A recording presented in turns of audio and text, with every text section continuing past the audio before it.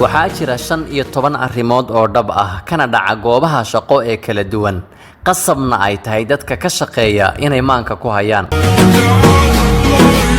kulanti wanaagsan magacaygu waa Saadiq Sheekh Maxamed hadii ay tahay booqashadaadii koobaad ee bartan fadlan nagu soo bir haddaba 15 arrimood ee dhabta ah ee muhiimka ay tahay inay maanka ku hayaan dadka goobaha shaqo ee kala duwan ka shaqeeya ayaa qodobka koobaad wuxuu yahay qofka shaqaalaha ah ee goobaha qaar ka shaqeeya ayaa waxaa dhacda walaalayaal in uu la kulmo ficil guracan cadaadis dhibaatooyin uga imanaya dadka uu la shaqeeyo ka sareeya taasina ay keenta qaarkood gabagaba inay u noqoto goobtii uu ka shaqeeyo bimacnaa inuu go'aansado inuu shaqadan ka tago haddaba isla marka qofka shaqaalaha ahi uu go'aansado inuu shaqadaas iska ruqseeyo kaliya ma go'aansado inuu shaqada ka tago balse waxa taas ku laban oo uu qalbigiisa si dhammaystiran uga saaraa dadka ka sareeya ee uu aaminsan yahay in ay dhibaatadan u horseedeen taasi waa midda koowaad midda labaad waxay tahay waqtiyada ugu xun ee dadka shaqaalaha ah loo soo bandhigo in jagadooda la dalacsiiyo ama mushaharkooda loo badiyo ayaa wuxuu yahay waqtiga qofkan shaqaalaha ahi uu gudbisto in uu shaqadan ka tagayo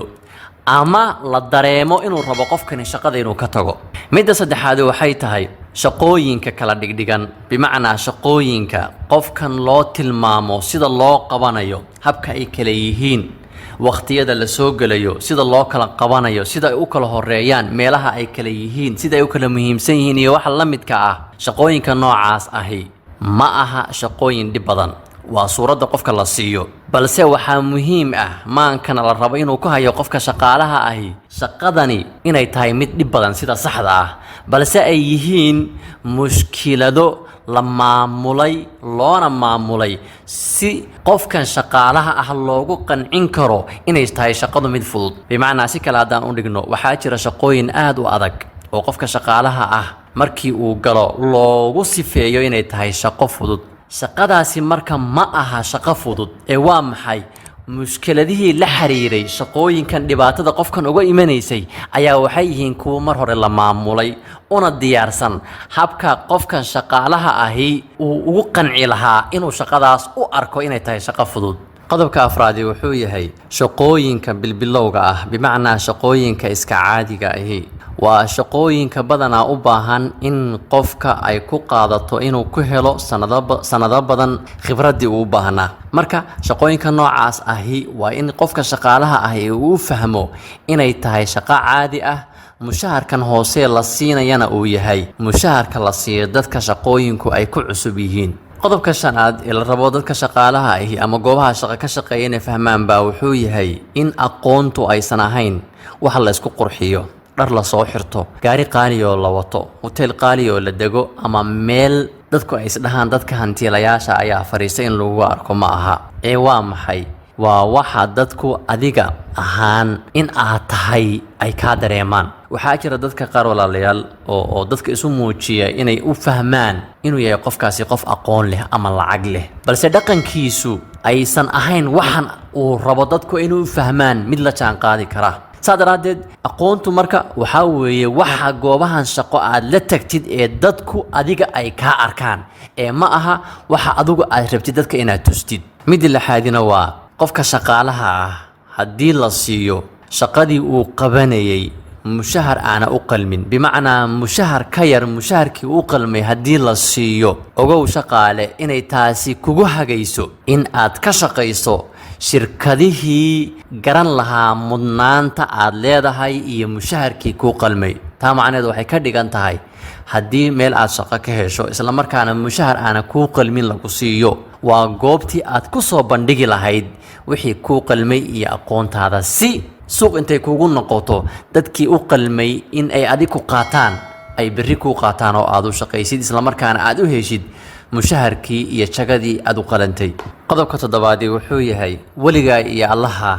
ha ogolaanin dhaqamada sumaysan ee burburinaya goobta aad ka shaqayso si kastoo dadkan kula shaqaynaya ee shaqaalaha ah ee goobtan kula jooga ay ku nacaan qodobka sideedaad wuxuu yahay in la bedelo shaqaalaha ugu haldoorsan ee goobta shaqo ayaa wuxuu ooga dhib badan yahay goobta shaqo in shaqaalahan la bedelay la siiyo markii uu goobtan imanayay mushaharka ugu badan. qodobkanina walaalayaal haddaan kor istaagno oo waxyaalaha ay ku fashilmaan goobaha dadka shaqaalaha ay ka shaqeeyaan ama goobaha shaqo ee kala duwan ee dalka ku yaala Soomaaliya way markaan ka hadlayno. waayo walaalayaal ma fiiriyaan goobaha shaqo qofkan shaqaalaha ay u shaqeeyo waxa uu gooyo, bimacnaa waxa uu ku soo biirinayo goobtan shaqo ma eegaan, ee waxay eegaan awoodana saaraan mushaharka qofkan shaqaalaha ay siinayaan. haddaba taasi waxay dhaxal siisaa in qofkii haldoorka ahaa, qofkii goobtan horumarka gaarsiin lahaa, wax ku soo biirin lahaa, aragtida siin lahaa, wax ku oolka u ahaa, in ay meesha uga saaraan lacagta uu qaadanaya awgeed oo ay ka baqayaan inay ku badato ama ay u arkaan in qofkani mushahar badan uu ka rabo. taasi waxay keentay oo walaalayaal aan goobjoog u ahayn in shaqaale run ahaantii haldoor ah wax weynna u hayay goobtan qaarkood markii ay codsadeen in mushaharka loo badiyo, inay taasi keentay goobtii shaqo inay door bido inay qofkan weydo iyo in mushaharka loo badiyo in ay doortaan qofka inay waayaan. taasina ay keento qofkii bedelka ahaa ee goobta la keenay in qofkii wixii goobtan uu ka tagay faa'iido ahaa ee uu u hayay in xataa 25% uu buuxin kari waayo. marka waxyaalaha la rabo in qofka shaqaalaha ahi uu fahmo haddii uu qof haldoor ah oo wax ku ool ah oo shaqadiisa ka adag uu yahay inuu maanka ku hayo haddii booskan uu ka baxo in shirkadu ay u aayi doonto, marnaba marka uusan ka walwalin in shaqadaas uu ka tago. qodobka 9aad wuxuu yahay shaqaaluhu waa laba nooc walaalayaal. caalamka hadda aan joogno waa dad ku shaqeeya waxa la yiraahdo remote work, alcamalu can bu'd waxa la yiraahdo. qofkii oo goobtii shaqo aana imanayn, xafiiskii aana imanayn oo gurigiisa shaqadii ka wada.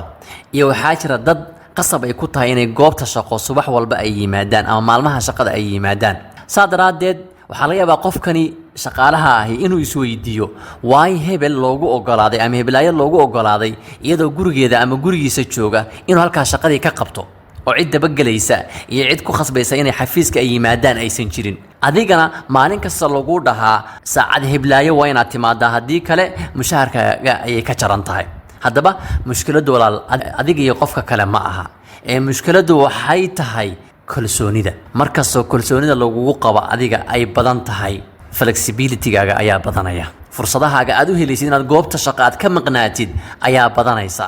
markastoo kalsoonida lagu qabo ay yar tahayna cadaadiska kugu badanaya. marka mushkiladu ma aha qofku inuu xafiis ka shaqeeyo ama guriga ka soo shaqeeyo, waxay tahay waxa xaaladaas keenaya isla markaana jaan goynaya waa kalsoonida. marka taa maanka ku hay. qodobka 10aad wuxuu yahay maankana loo baahan yahay dadka goobaha shaqo ee kala duwan ka shaqeeya inay ku hayaan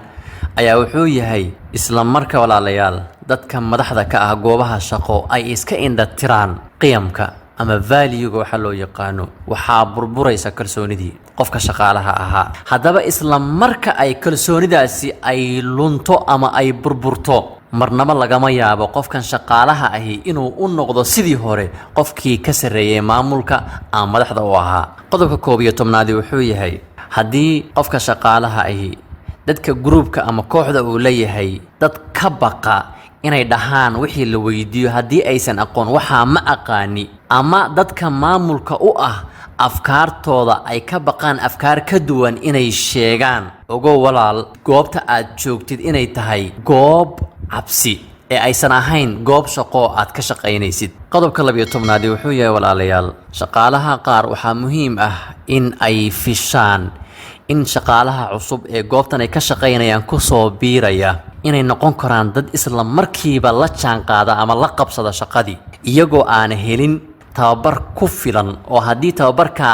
ay waayaan keeni kari lahaa in ay fashilmaan. saadaradeed haddii qof shaqaale cusub goobtiina uu ku soo biiro isla markaana aad aragtid qofkii isla markiiba la qabsaday shaqadii, ha la yaabin, hana la aanfariirin, ogow waxa dhacaa inay tahay. qodobka 13aad wuxuu yahay milicsiga iyo fahamka cad ee la xiriira shaqada laga rabo ayaa 4 jibaar u dhigma in lagu soo daabaco waraaqad la xiriira wixii laga rabay iyadoona loo baahan faahfaahin dheeraad ah. qodobka 14aad wuxuu yahay haddii qofka shaqaalaha ahi goobta uu ka shaqeeyo uu ku arko shaqaalaha uu la shaqeeyo aan aragti iyo fikrad soo bandhigaynin ogow shaqaale in khaladku aysan ahayn dadka shaqaalaha